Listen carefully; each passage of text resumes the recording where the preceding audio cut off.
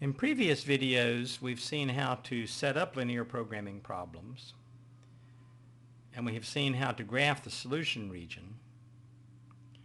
In this video, we're going to push on to the solution. That is, how do we actually find the maximum possible profit or the minimum cost, and how to arrive at that. The example we'll start with is of a dietitian designing a menu. The menu includes two food items, A and B,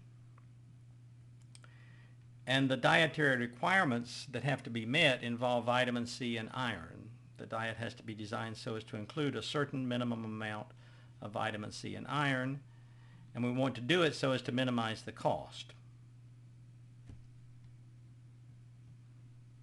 So the strategy we're looking for is how many ounces of each of the two products to include so as to meet the dietary requirements, but to do so at a minimum cost.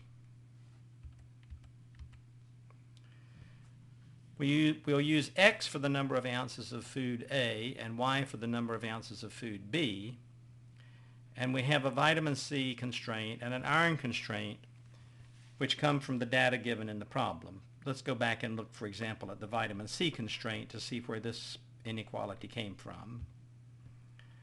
The information we were given was that, food A provides 2 units of vitamin C per ounce, and food B provides 1 unit of vitamin C per ounce, and the dietary requirement is we need at least 8 units of vitamin C. So when you put that information together, 2 units for each ounce of food A plus 1 unit for each ounce of food B, that total amount of vitamin C has to be at least 8 ounces because that's what the requirement is. So notice that our inequality now is greater than or equal because we have to have at least that much vitamin C in the diet. Go back and look at the data on iron, and you'll see that the iron constraint translates into the second inequality that we show here. The cost function is cost equals 4x plus 3y because the data said that food A costs 4 cents per ounce and food B costs 3 cents per ounce. And as usual, we have non-negative constraints in that we can't feed the patient a negative amount of either food. So we start one at a time graphing the constraints that we have. The vitamin C constraint, 2x plus y greater than or equal to 8, means we need to graph the line 2x plus y equals 8. And when you graph that line, you come up with the green line shown in the picture here for vitamin C. When you graph the iron constraint, you have to graph 2x plus 2y equals 10. That line becomes the second green line, which is shown here. And of course, the x greater than or equal to 0 and the y greater than or equal to 0 simply put us in the first quadrant. If you use the origin as a test point for each of the vitamin C and iron constraints, plugging in 0, 0 to the vitamin C constraint reads 0 greater than or equal to 8, which is a false statement, so the origin is not in the solution region, which means it would be the points on this side of the line. And similarly, if you use the origin as the test point, you find that the iron constraint has the points on this side of the line being the ones that satisfy this inequality. So by now we know what the solution region looks like. It's the points in the first quadrant that lie in the direction pointed to from each line. In other words, it's this large region out here.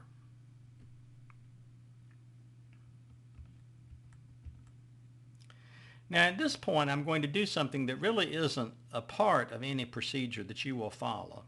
So when you start solving problems, you'll not be doing what I'm showing you right now, but the reason I'm showing it to you is to show why the solution method is going to work for us. What I've done is to graph 3 lines. The 3 blue lines are the lines 4x plus 3y equals 48, which is this line, 4x plus 3y equals 36, which is this line, and 4x plus 3y equals 24, which is this blue line right here. Now the reason I'm looking at these particular lines is I just want to pick some typical lines that show you certain places where the cost would be certain amounts. Remember, the cost function is 4x plus 3y. So when I'm looking at points that lie on the line 4x plus 3y equals 48, every point on this line, the x and y values, if you think of them as the amount of the two foods being used, every point on this line would represent a strategy which would be a diet costing 48 cents because the points on this line satisfy this equation. And similarly, the points on this blue line would be points corresponding to a diet that costs 36 cents, and the points on this blue line would correspond to strategies of diets that cost 24 cents.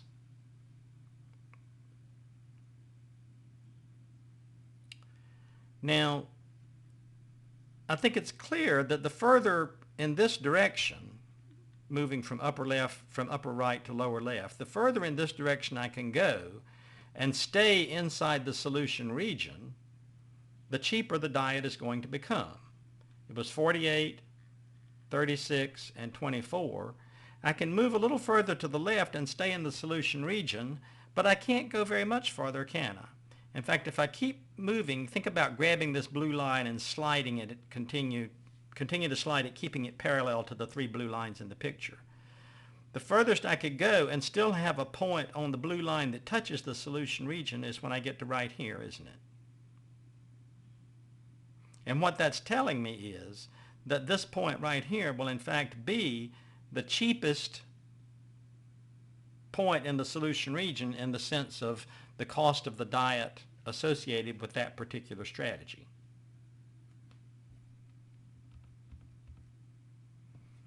To restate what I just said, the cost will be minimized if the strategy followed is the one corresponding to this corner point of the solution region. So the important thing to take out of this heuristic argument that we've just been through is that in any case, the optimal solution is always going to occur at a corner point of the solution region. And that's simply because you can visualize that if you're sliding a straight line across the region, the last point at which you'll make contact with the region is at one of the corner points. So that offers a way of finding the optimal solution. Namely, just check all your corner points. In this particular example, there are only three. The one up here, the one down here at the bottom, and the one we were just looking at. The one we were just looking at, which, because of the argument that we gave a moment ago, we already know ahead of time will be the optimal one in this case because of the slopes of those lines. We can find that point just by thinking about where the two constraint lines intersect. We know the equations for the two lines that cross there. One of them is the vitamin C line, the other is the iron line. So we know that this point is the point that satisfies these two equations. We know how to solve equations. You know that from high school. You've also been doing it when we were talking about matrices. If you solve those equations, you get as your solution x equals 3 and y equals 2, which says in this case that the lowest cost diet will be to use 3 ounces of food A, 2 ounces of food B, at a total cost of 4 times 3 is 12 plus 3 times 2 is 6 equals 18 cents. If you make a list of all the corner points, one of them is here where x is 0 and y is 8. One is down here where x is 5 and y is 0. And then there's the one that we just found. If you check the cost for the diet associated with every corner point, in this case it would be using none of food A but 8 ounces of food B, which would cost 24 cents. This diet would be 5 ounces of food A, which would cost 20 cents. And then the optimal one is the 18-cent diet that we just checked through. So this, in effect, is the strategy that we're going to be using for graphical solution of linear programming problems. It will simply be to find all the corner points, list the coordinates of each corner point, and then just manually check through them to see which one gives you the lowest cost or the highest profit or optimizes whatever function it is you're working with.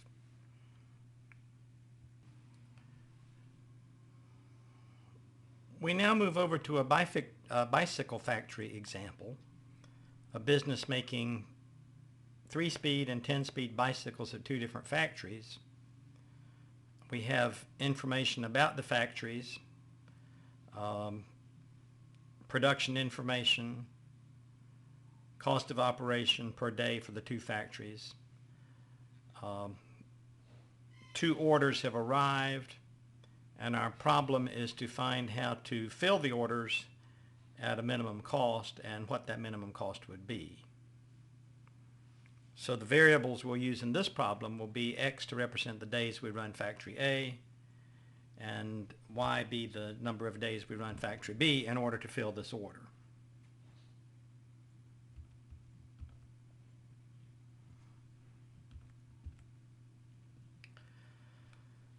There's a constraint with regard to 3-speed bicycles, and the constraint simply says we have to make enough bicycles to fill the order. Let's go back and quickly see where that comes from. Factory A produces 16 3-speed bicycles and 20 10-speed bicycles in a day. So for each day of operation, Factory A produces 16 3-speeds, and similarly Factory B produces 12 3-speeds, and the order that has come in is for 96 3-speed bikes. So the number we make at Factory A plus the number we make at Factory B has to be large enough to fill the order. That is greater than or equal to 96. So the 3-speed constraint in effect says we have to make enough bicycles to fill the order for 3 speeds, and the other constraint on 10 speeds is that we have to make enough 10-speed bikes in order to fill the order for 10 speeds. Go back and check through the data to see that this is what that constraint looks like. And finally, we have the non-negative constraint. We can't run either factory for a negative number of days.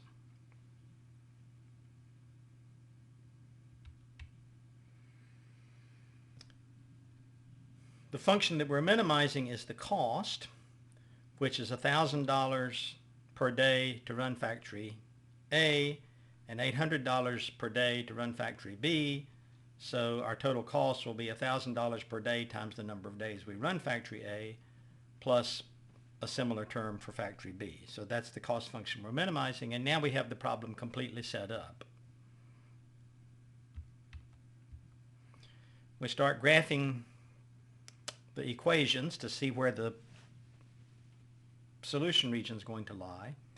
The equation that goes with the 3-speed constraint, 16x plus 12y equals 96, have a graph which is the blue line shown here. When you graph the 10-speed constraint, 20x plus 20y equals 140, you get the second blue line shown here.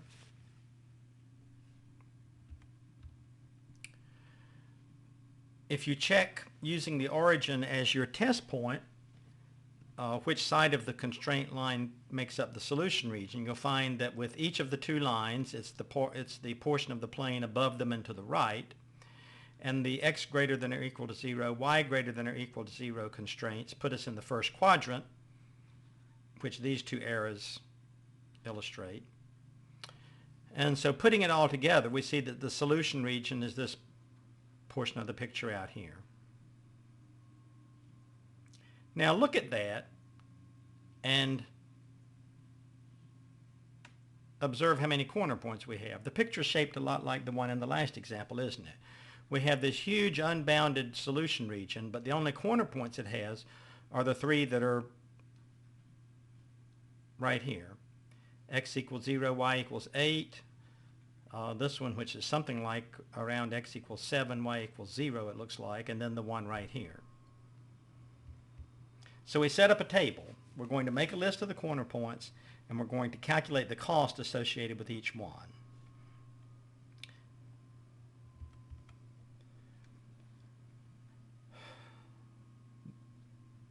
The corner point x equals 0, y equals 8 is the corner point where the 3-speed constraint crosses the y-axis, And you can see that that's going to be where y is 8, because if you think about the equation that goes with this inequality, 12y equals 96 would occur when y was equal to 8.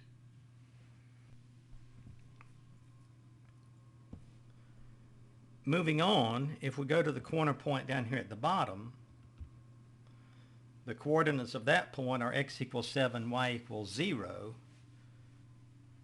It's where the line 20x plus 20y equals 140 crosses the x-axis.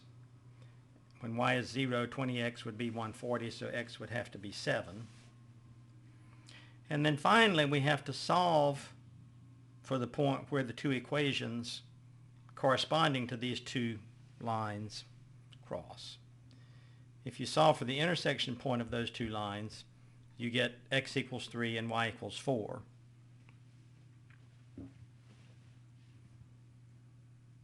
If you look at my graph isn't quite accurate, is it? It seems to show the y value being a little bit less than 4. But you should never try to guess your corner points by looking at your picture anyway. You should just go off and solve the equations, because you haven't necessarily drawn your picture any more accurate than I've drawn mine right here. So moral of the story, don't guess your corner points by looking at your picture. Solve the pair of equations to see where they cross. When you do that, x equals 3, y equals 4, and substituting each of these pairs of coordinates into the cost function, we find that running factory B for 8 days without using factory A at all would cost $6,400. Running factory A for 7 days would cost $7,000. And the lowest cost strategy would be a $6,200 cost. And that would happen when you run factory A for 3 days and factory B for 4 days. So there's your best strategy, and there's your minimum cost.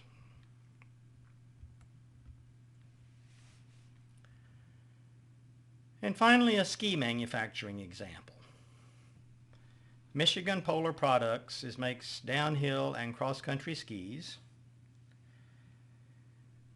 Let's see.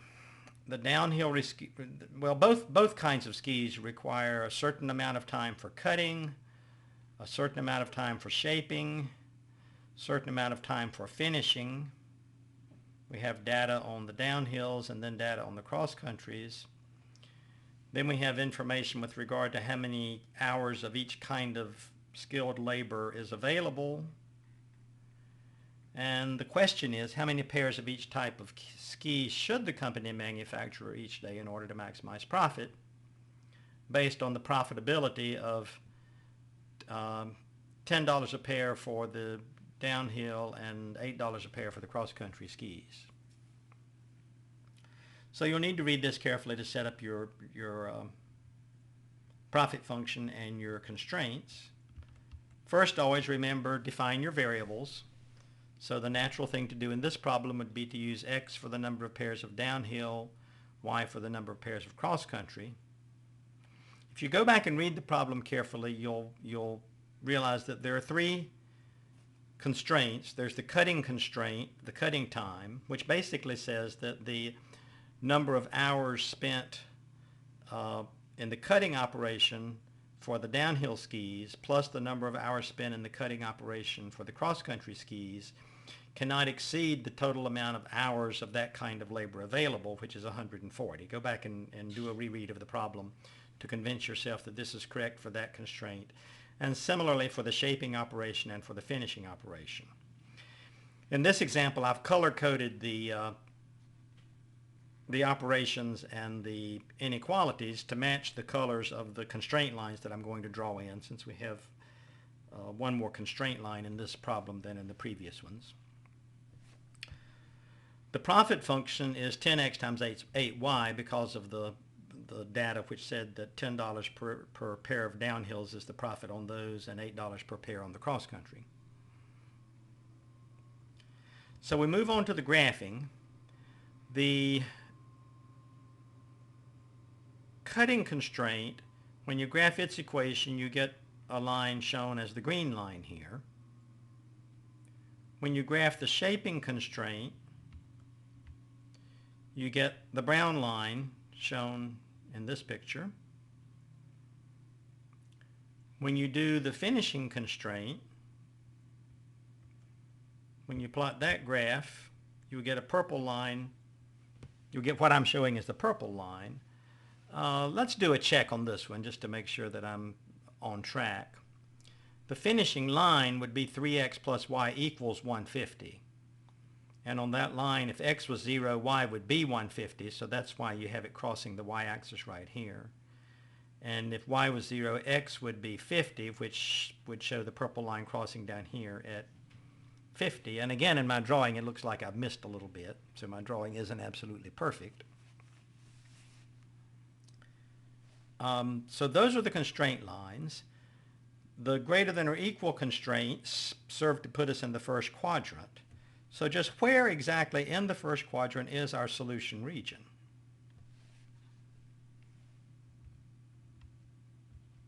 It's this yellow shaded region. You can see that by just using 0, 0 as the test point for all three of the constraints. And you'll see that for all three of constraints, it's the half plane to the lower left, that side of the line to the lower left, which is in the solution region, but yet we have to be in the first quadrant. So the points that satisfy all of those constraints are the ones shown right here. And how many corner points do we have? It looks like we have 1, 2, 3, 4, 5.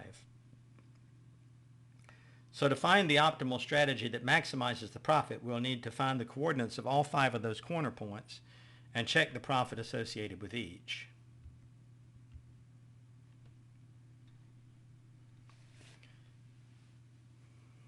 The corner points are now the red dots.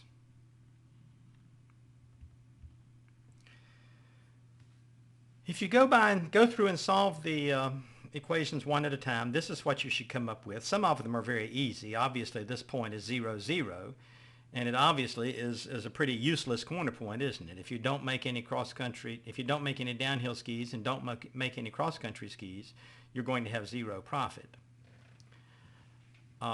This corner point up here would be the point x equals 0, y equals 60, which is where the shaping constraint crosses the y-axis. Make no downhills, make 60 pairs of cross-country for a profit of 8 times 60 or $480. The other easy corner point is this one, x equals 50, y equals 0, which is where the purple line crosses the x-axis. 3x equals 150, so x would be 50.